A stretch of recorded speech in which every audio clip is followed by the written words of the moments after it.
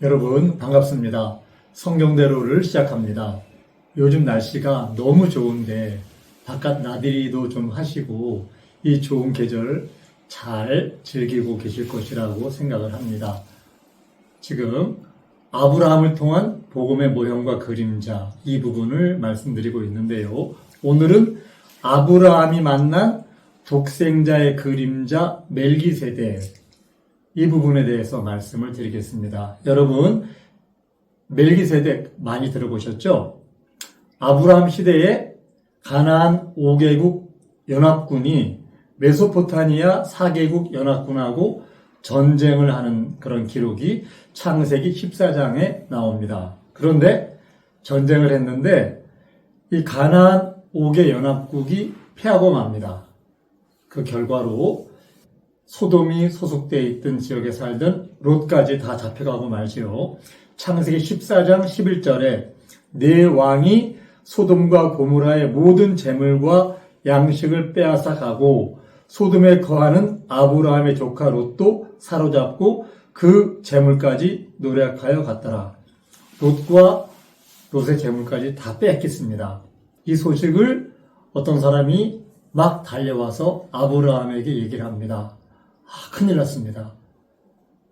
조카 롯이 잡혀갔고 모든 재물 다 뺏겼고 소돔에 있는 모든 사람들이 재물과 함께 다 잡혀갔습니다. 이렇게 얘기를 합니다. 이제 이 소리를 들은 아브라함이 가만히 있을 수가 없잖아요. 조카가 잡혀갔는데 그래서 롯을 구하러 갑니다. 다행히 아브라함은 그 집에 318명의 군인들을 기르고 있었습니다. 창세기 14장에 아브라함이 그 조카의 사로잡혔음을 듣고 집에서 길고 연습한 자 318인을 데리고 단까지 쫓아가서 그 가신을 나누어 밤을 타서 그들을 쳐서 파하고 다메섹 좌편 호바까지 쫓아가서 모든 빼앗겼던 재물과 자기 조카 롯과 그 재물과 또 부녀와 인민을 다 찾아왔더라. 이렇게 기록하고 있는데요. 아브라함이 318명을 데리고 가서 밤에 기습을 합니다. 기습을 해서 잡혀갔던 모든 사람 그리고 모든 재물을 다 찾아서 다시 돌아오게 되는데요. 여러분 아브라함의 집에 318명의 군인들이 있었다는 것, 그런 사람들을 기르고 있었다는 것 정말 대단하지 않습니까? 제가 계산을 해봤는데요. 318명에게 용병이라고 가정을 하면 급여가 많거든요.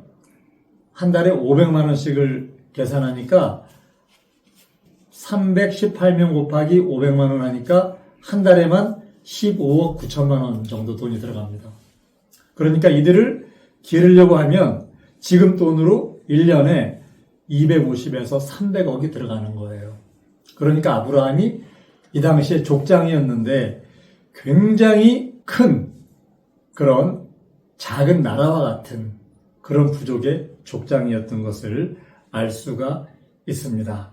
이제 아브라함은 이 군대를 데리고 가서 자기 조카 롯을 그리고 재물을 다 이제 구해왔잖아요. 그런데 이렇게 전쟁에서 아브라함이 승리하고 돌아오는데 소돔 왕하고 멜기세덱이 승리를 축하하고 환영하기 위해서 마중을 나옵니다. 이 대단한 아브라함을 환영하기 위해서 두 사람이 나오는 거예요. 그런데 소돔 왕과 멜기세덱이 나온다는 부분은 굉장히 중요한 의미가 있는 것을 기억하시기를 바랍니다. 아브라함이 그돌라오멜과 그와 함께한 왕들을 파하고 돌아올 때에 소돔 왕이 사업의 골짜기 곧 왕국에 나와 그를 영접하였고 살렘 왕 멜기세덱이 떡과 포도주를 가지고 나왔으니 그는 지극히 높으신 하나님의 제사장이었더라. 멜기세덱이 신약성경에 여러 군데 등장을 하잖아요. 그런데 신구약에 처음으로 멜기세덱이 이제 여기에서 등장을 하는 거예요. 멜기세덱이 아브라함을 마중을 나왔는데 두 가지를 줍니다. 첫째는 떡, 둘째는 포도주입니다. 그리고 아브라함은 멜기세덱에게 10분의 1, 자기가 찾아온 노력한 그런 재물의 10분의 1을 멜기세덱에게 줍니다. 그러면 성경에 이 멜기세덱은 지극히 높으신 하나님의 제사장이다, 이렇게 기록을 하고 있고요. 히브리서에 보면 이 사람이 어떻게 높은 것을 생각하라. 조상 아브라함이 노량물 중 좋은 것으로 10분의 1을 저에게 주었느니라. 이렇게 멜기세덱에 대해서 얘기를 하고 있잖아요. 그러니까 멜기세덱은 하나님의 제사장이라고 기록을 하고 있는데, 이 멜기세덱에게 10분의 1을 나눠준다는 것은 우리가 지금 수입이 있으면 11조를 하잖아요. 바로 내가 받은 물질을 하나님과 공유하는 개념.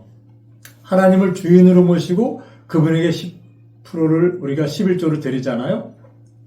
이 아브라함은 멜기세덱을 그렇게 높은 분으로, 존귀한 분으로 생각을 했던 것 같습니다. 새 언약의 11조는 우리가 하나님께 드려서 그것을 가지고 교회에서 사용을 하지 않습니까? 옛 언약의 11조는 레위 자손들이 받았지요. 그 시대의 11조는. 그런데 히브리서에 왜 멜기세덱이 11조를 받았는지 그 답이 나와 있습니다. 히브리서 7장에 보면요. 이 멜기세덱은 살렘 왕이요 지극히 높으신 하나님의 제사장이라. 여러 임금을 쳐서 죽이고 돌아오는 아브라함을 만나 복을 빈 자라. 아브라함이 일체 10분의 1을 그에게 나눠주니라. 그 이름을 번역한 즉 첫째 의의 왕이요 또 살렘 왕이니 곧 평강의 왕이요. 아비도 없고 어미도 없고 족보도 없고 시작한 날도 없고 생명의 끝도 없어 하나님 아들과 방불하여 항상 제사장으로 있느니라. 이렇게 기록하고 있거든요. 멜기세덱은 분명하게 아브라함을 맞이한 제사장, 사람인데 이 멜기세덱에 대한 그런 표현이 아비도 없고 어미도 없고 아빠와 엄마가 없으니까 시작한 날이 없죠. 족보도 없죠. 또한 멜기세덱은 생명의 끝도 없다. 이렇게 기록하고 있어요. 하나님 아들과 방불하다. 이렇게 기록하고 있거든요. 바로 멜기세덱은 평강의 왕, 의의 왕이라고 얘기하고 있는데요. 이 멜기세덱은 영원한 제사장이에요. 영원히 죽지 않는 제사장. 바로 예수님의 모형과 그림자를 여기에서 보여주고 있는 거예요. 굉장히 중요한 사실은요. 이 멜기세덱, 그가 아브라함에게 뭘 줬습니까? 떡과 포도주를 주었어요. 아브라함은 우리가 믿음의 조상으로 모든 사람의 하나님을 섬기는 하나님의 자녀들의 조상이 되었죠. 바로 우리의 조상 아브라함에게 준 떡과 포도주, 바로 여러분들이 아브라함의 자손으로 하나님을 섬기는 사람이라고 하면 여러분들은 멜기세덱의 실체인 예수님이 주시는 그 떡과 포도주를 받으셔야 돼요. 그리고 떡을 먹고 포도주를 마셔야 됩니다. 이것은 복음의 그림자와 모형으로 이 실체이신 예수님이 십자가에서 자신의 살과 피를 우리에게 주시는 그 모형과 그림자를 멜기세덱을 통해서 보여주시는 거예요. 히브리서 5장 5절에 또한 이와 같이 그리스도께서 대제사장 되심도 스스로 영광을 취하심이 아니요 오직 말씀하신 이가 저에게 이르시되 너는 내 아들이니 내가 오늘날 너를 낳았다 하셨고, 예수님, 그분은 하나님이 직접 낳으신 친아들이었잖아요. 성경은 예수님을 히브리서 5장 5절에 보면 대제사장이라고 기록을 하고 있는데요. 실제로 이 대제사장은 예수님은 육신의 신분으로는 될 수가 없는 거예요. 예수님은 다윗의 자손이잖아요. 대제사장이 되고 제사장이 되는 지파는 레위 지파 아니면 될 수가 없어요. 예수님은 원래 유대인의 법도를 갖고 따진다고 하면 제사장이 될 수가 없는 분이죠. 그런데 예수님은 대제사장이 되셨단 말이에요. 그 이유는 바로 예수님은 레위 족보의 반차를 따르는 것이 아니라 멜기세덱의 반차를 따라서 나셨기 때문에 예수님은 대제사장이 되신 거예요. 바로 멜기세덱은 독생자 예수님의 그림자이고 멜기세덱의 실체는 예수님. 그래서 멜기세덱이 아브라함에게 주었던 떡과 포도주, 예수님도 멜기세덱과 똑같이 우리에게 떡과 포도주를 주신 것. 히브리서 5장 6절에 보면 내가 영원히 멜기세덱의 반차를 쫓는 제사장이라 하였다. 이렇게 기록하고 있는데요. 우리도 예수님의 그 떡과 포도주를 먹어야만 아브라함처럼 믿음의 조상의 그의 자손이 될 수 있다는 부분 우리는 명백히 알아야 됩니다. 마가복음 14장 22절에 보면은요. 저희가 먹을 때에 예수께서 떡을 가지사 축복하시고 떼어 제자들에게 주시며 가라사대 받으라 이것은 내 몸이니라 하시고 또 잔을 가지사 사례하시고 저에게 주시니 다 이를 마시매 가라사대 이것은 많은 사람을 위하여 흘리는 바 나의 피 곧 언약의 피니라 이렇게 말씀을 하세요. 예수님이 이 땅에 오신 이유는 자기의 몸을 떡으로 자기의 피를 포도주처럼 자기의 피를 우리에게 마시게 하기 위해서 이 땅에 오셨잖아요.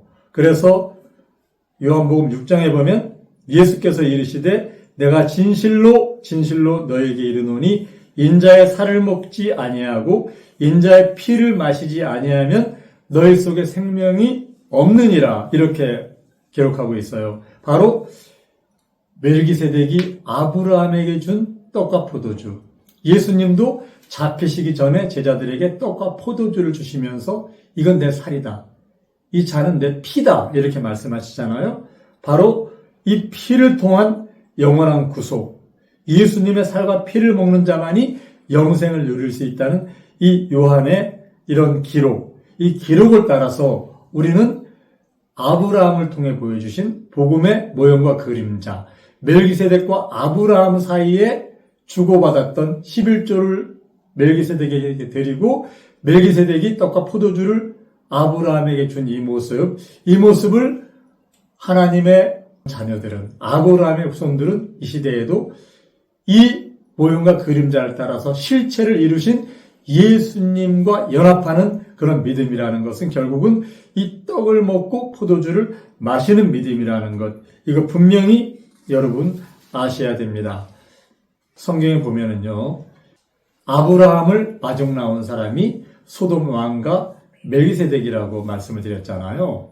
소돔 왕이 아브라함에게 뭐라고 얘기하는가 하면요, 창세기 14장 21절에 소돔 왕이 아브라함에게 이르되 사람은 내게 보내고 물품은 내가 취하라. 사람은 놔주고 네가 우리 물건 다 찾아왔지 그건 네가 다 가져가 이렇게 얘기하는 겁니다.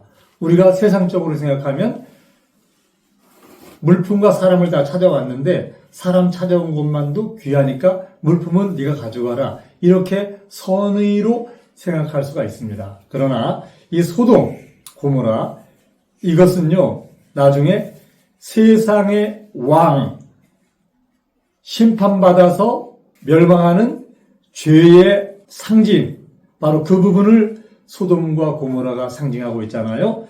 사람을 달라는 것은 사람의 영혼을 달라는 거예요. 그리고 사단의 왕, 소돔 왕 같은 존재들은 지금도 여러분의 영혼을 청구합니다. 물품은 내가 취하라고 합니다. 물질의 복에 따르는 육체의 복, 내가 취하라고 합니다. 물질과 육체의 향락이 넘치던 도시 소돔, 그 도심은 하나님의 심판의 불로 전부 불태워지고 사망에 이르는 심판을 받았습니다. 우리도 이 땅에서 끊임없이 소돔 왕이 물질을 취하라는 유혹을 합니다. 물질은 세상을 상징하죠. 우리가 이 땅에서 물질과 세상의 유혹을 이겨내고 멜기세덱이 주는 떡과 포도주를 먹고 마시는 그런 예수님의 살과 피를 먹는 삶을 통해서 영원한 영생에 들어가시기를 예수님의 이름으로 부탁을 드립니다. 감사합니다. 성경대로